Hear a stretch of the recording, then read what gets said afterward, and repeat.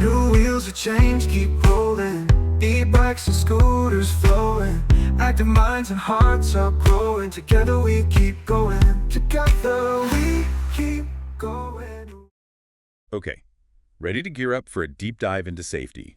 We're about to get hands-on with Module 5, Safety Equipment from the New Wheels of Change project. It's fascinating how this module acts as a toolkit. Yeah. Not just for kids, but for anyone who wants to guide younger generations towards safer cycling and micromobility use. Exactly. So buckle up. We're about to break down helmets, visibility gear, winter cycling prep, the works. And what's striking is how the module doesn't just preach about the importance of these things. It gives educators creative, hands-on activities to really drive the point home. Okay, I'm all about hands-on learning. What kind of activities are we talking about? We'll take helmets, for example. It's one thing to tell kids to wear one, but it's another to have them compare a worn-out helmet with a new one. The module suggests showing them the wear and tear, having them feel how a helmet should fit. It makes safety tangible, Oh, absolutely. I remember as a kid just strapping on my helmet without a second thought. This sounds way more impactful. Right. It's about understanding why those straps need to be snug, not just how. And it goes beyond just helmets. They have this brilliant activity where students experiment with different clothing in a semi-darkened room. They use a flashlight to see how visibility changes dramatically depending on what you're wearing. Wait, that's such a cool idea. I wish they had done that when I was in school. Did you ever do anything like that? I wish. We were just told to wear bright colors, but seeing it for yourself. That's powerful. Totally. It's like, okay, now I get why I shouldn't be biking home in my dark hoodie after soccer practice. Exactly. And speaking of being seen, the module doesn't just stop at clothing. It delves into lights and reflectors, especially for those darker morning or evening commutes. Which are so important. It still surprises me how many cyclists blend into the background when it starts to get dark. It's a recipe for disaster, really. Mm. But this module tackles it head on. They even encourage getting creative with reflective tape, putting it on backpacks, shoes, you name it. It's about making safety visible from all angles. Okay, now that's thinking outside the box. Literally. Yeah. And it makes sense, especially with winter coming up. Shorter days, unpredictable weather, visibility becomes even more crucial. And speaking of winter, the module doesn't shy away from those challenges either. You know how some people think winter cycling is just about bundling up in layers? This module dives deeper.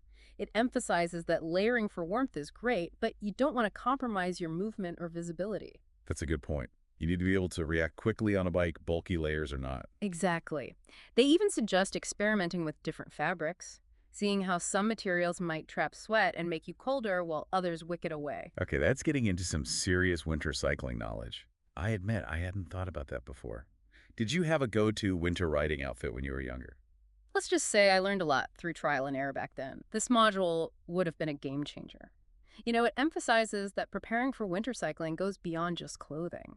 It's about thinking about your bike, too. Oh, right. Things like making sure your tires can handle slick conditions. Yes, and they don't just mention it in passing. They talk about the importance of tire pressure tread patterns, even using wider tires for better grip on snow and ice. Wow, they really cover all the bases. Oh. I'm starting to see why this module stands out.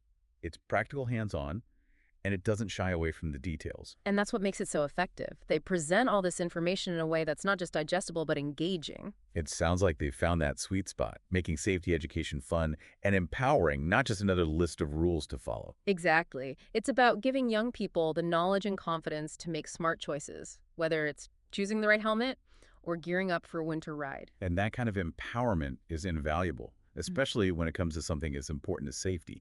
I have a feeling the lessons from this module will stick with these kids long after they've outgrown their first bikes. I think you're right. It's about fostering a lifelong awareness of safety and responsibility on the road. And who knows, maybe it'll even inspire some future cycling enthusiasts along the way. Now that's a thought I can get behind. Well, you've officially convinced me. Module 5 sounds like a must-read for anyone who wants to introduce younger generations to the world of cycling and micromobility. Absolutely. It's a fantastic resource. And speaking of resources, it's amazing how this module manages to be comprehensive without being overwhelming. Right. They've managed to pack in so much valuable information without making it feel dense or preachy. It's really quite impressive. It is. And that's a testament to the thought and care that went into designing this curriculum. They've clearly struck a balance between providing essential knowledge and keeping things engaging and accessible for young learners. They've cracked the code. Yeah. Now, before we wrap up our deep dive into safety equipment, I'm curious about one more thing. We've talked a lot about the practical aspects of safety, but what about the psychological side of things? That's a fascinating aspect that often gets overlooked. Right. It's one thing to have all the gear, but it's another to feel confident and comfortable using it. Exactly. And this module actually touches on that in a really clever way. They have this activity where students design their own safety posters or slogans. Oh, I love that. So it's about getting them to internalize the message, not just memorize it. Precisely. It's about taking ownership of their safety, making it personal and expressive.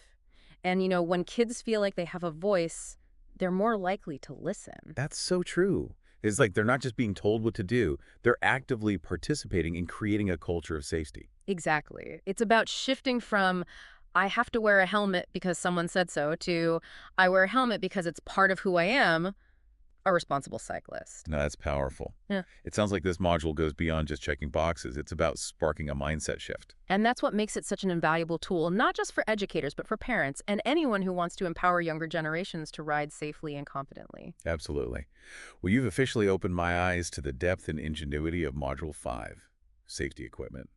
It's clear that a lot of thought and care went into making it engaging, effective, and empowering. It really is a fantastic resource. It is, and it's a great reminder that safety isn't just about gear. It's about knowledge awareness Yeah. and a sense of responsibility. Well said. And that's something we could all use a little more of, whether we're on 2 wheels or 4. Couldn't agree more. So to our listeners out there, remember that safety is a journey, not a destination. Keep learning, keep adapting, and keep those wheels turning safely. New wheels are changed, keep rolling. E-bikes and scooters flowing. Active minds and hearts are growing. Together we keep going. Together we keep going.